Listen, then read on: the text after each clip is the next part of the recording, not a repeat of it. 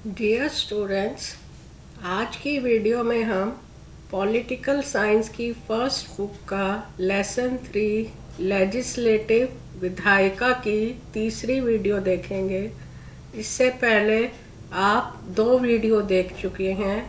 उन 2 वीडियो में हमने लोकसभा, राज्यसभा और संसद के कार्यों के बारे में डिस्कशन की थी। यह इस लेसन लेजिस्लेचर की 3rd वीडियो है।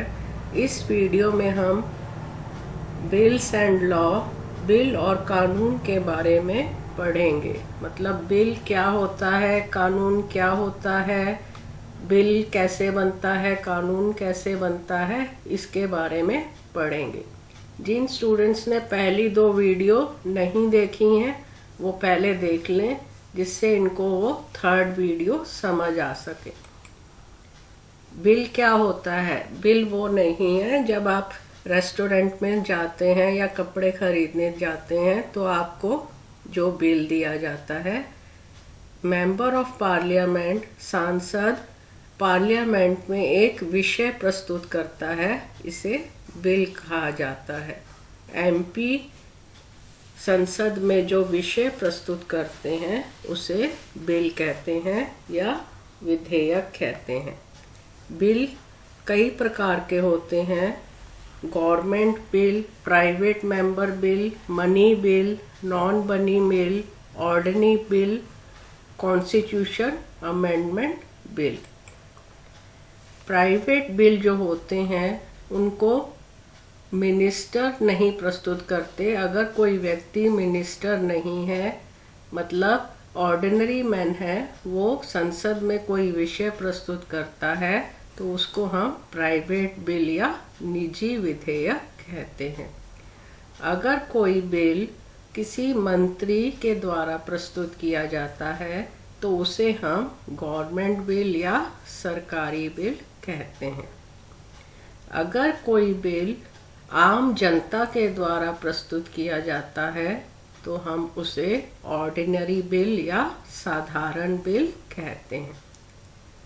अगर कोई बिल धन से रिलेटेड है तो उसे हम मनी बिल या धन विधेयक कहते हैं। मनी बिल हमेशा लोकसभा में प्रस्तुत किया जाता है, राज्यसभा में प्रस्तुत नहीं किया जा सकता। जो बिल धन से रिलेटेड नहीं है उनको हम नॉन मनी बिल या गैर धन विधेयक कहते हैं। कुछ बिल ऐसे होते हैं, कुछ विधेयक ऐसे होते हैं जो संविधान में संशोधन के लिए प्रस्तुत किए जाते हैं। इनको हम कॉन्स्टिट्यूशनल बिल या संवैधानिक बिल कहते हैं। अब यह बिल किस तरह से प्रस्तुत किया जाता है संसद में और किन किन प्रोसीडिंग से गुजरता है, इसके बारे में हम पढ़ेंगे। कोई भी विधेयक या मेंबर ऑफ पार्लियामेंट सदन में कोई विषय प्रस्तुत करता है, कोई बिल प्रस्तुत करता है और उसको प्रस्तुत करने की अनुमति मांगता है। इस समय विधेयक पर कोई बहस नहीं होती है। इसको हम फर्स्ट रीडिंग कहते हैं। फर्स्ट रीडिंग के समय एमपी केवल संसद में बिल प्रस्तुत करता है और उसके ऊपर कोई भी बहस नहीं होती। इसके बाद आता है द्वितीय चरण। द्वितीय चरण जो सेकंड स्टेज है उसमें बिल पर चर्चा की जाती है और बिल एक स्थायी समिति को सौंप दिया जाता है। समिति के द्वारा रिपोर्ट बनाई जाती है। रिपोर्ट को आधार बनाकर बिल के हर पॉइंट पर विचार किया जाता है। बिल की प्रत्येक धारा और उसमें सुझाए गए हर संशोधन पर विचार होने के बाद मतदान किया जाता है और इसके बाद ये सेकंड स्टेज खत्म हो जाती है। 3rd रीडिंग में केवल कुछ ही संशोधन किए जाते हैं और इसमें ज़्यादा चर्चा नहीं की जाती और फिर इसको थर्ड रीडिंग के बाद दूसरे सदन में भेज दिया जाता है। बिल दूसरे सदन में भेजे जाने के पश्चात उस सदन में भी ऊपर वर्णित सभी चरणों से गुजरता है। पहले बिल संसद में प्रस्तुत किया गया। यदि राज्यसभा में बिल को प्रस्तुत किया जाता है तो वो लोकसभा में भेजा जाता है। अगर लोकसभा में भी प्रस्तुत किया गया तो फिर उसको राज्यसभा में भेजा जाता है। दूसरे सदन में भी उसको सभी चरणों से गुजरना पड़ता है।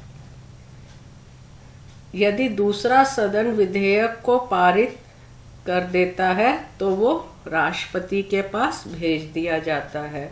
लेकिन अगर दूसरा सदन उस पर अपनी सहमति नहीं देता और उसमें कुछ अमेंडमेंट्स करने के लिए बोलता है तो वह वापस पहले सदन में चला जाता है। मतलब मान लीजिए अपर हाउस में एक बिल प्रस्तुत किया गया। पहले क्या हुआ, बिल प्रस्तुत किया और वह 3 चरण से गुजरा। उसके बाद वोटिंग हुई और फिर बिल को लोअर हाउस में भेज दिया।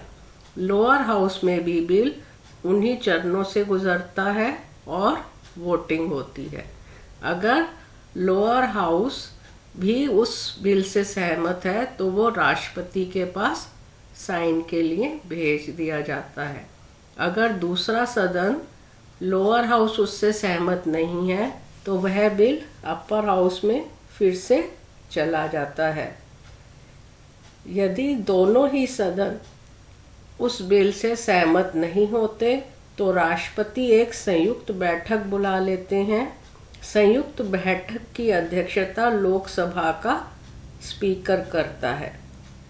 यदि संयुक्त बैठक में विधेयक बहुमत से पारित हो जाता है तो यह समझा जाएगा उसे दोनों सदनों ने पास कर दिया है। जब कोई विधेयक दोनों सदनों ने पास कर दिया जाता है तो वह किसके पास जाता है, राष्ट्रपति के पास। जब बिल राष्ट्रपति के पास जाता है तो राष्ट्रपति अपनी वीटो पावर का इस्तेमाल कर सकता है। अब यह वीटो पावर क्या होती है? वीटो पावर के द्वारा राष्ट्रपति बिल की सहमति को वापस लेने की राष्ट्रपति की शक्ति को वीटो पावर कहा जाता है। मतलब राष्ट्रपति के पास एक ऐसी शक्ति होती है कि वो बिल की सहमति को वापस कर सकता है। अब यह वीटो कई प्रकार की होती है। अगर राष्ट्रपति बिल पर साइन कर देता है तो यह कानून बन जाता है। अगर राष्ट्रपति वीटो करने से चूक जाता है और साइन नहीं करता और वीटो भी नहीं करता तो भी बिल कानून बन जाता है। लेकिन अगर राष्ट्रपति वीटो करता है तो यह 3 प्रकार की होती है। पहली है पूर्ण वीटो। पूर्ण वीटो में राष्ट्रपति विधेयक को स्वीकृति नहीं देते। मतलब जो प्रेसिडेंट है वो बिल को पास नहीं करता और बिल पास नहीं होता है। सीमित वीटो में क्या होता है, राष्ट्रपति पार्लियामेंट में पुनः विचार के लिए बिल को वापस कर देता है। पॉकेट वीटो में बिल राष्ट्रपति के द्वारा अनिश्चित काल के लिए लंबित कर दिया जाता है। मतलब राष्ट्रपति ना तो उसको पुनः विचार के लिए संसद में भेजते हैं, ना उसको अस्वीकृति देते हैं, ना उसको पास करने से मना करते हैं, लेकिन उसको अपनी पॉकेट में रख लेते हैं, उसको पेंडिंग में दिखा देते हैं। तो उसको हम कहते हैं पॉकेट वीटो। आई होप आपको ये समझ आया होगा। जब कोई भी विषय संसद में प्रस्तुत किया जाता है तो उसको हम बिल कहते हैं। बिल पहले एक सदन में जाता है, पहले सदन में वो विभिन्न चरणों से गुजरता है, फिर बिल दूसरे सदन में जाता है। दोनों सदनों की सहमति के बाद बिल राष्ट्रपति के पास आता है। यदि राष्ट्रपति बिल पर साइन कर देता है तो वो क्या बन जाता है? लॉ।